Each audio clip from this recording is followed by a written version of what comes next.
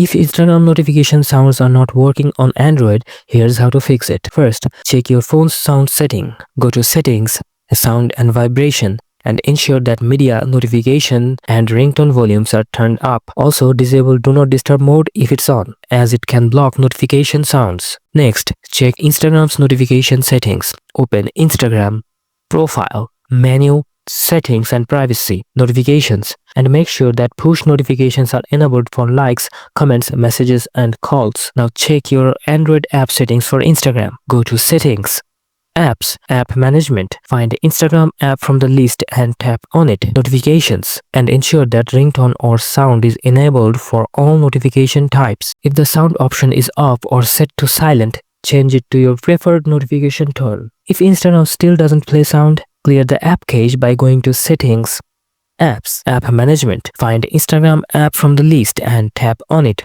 Storage, then tap Clear Cache.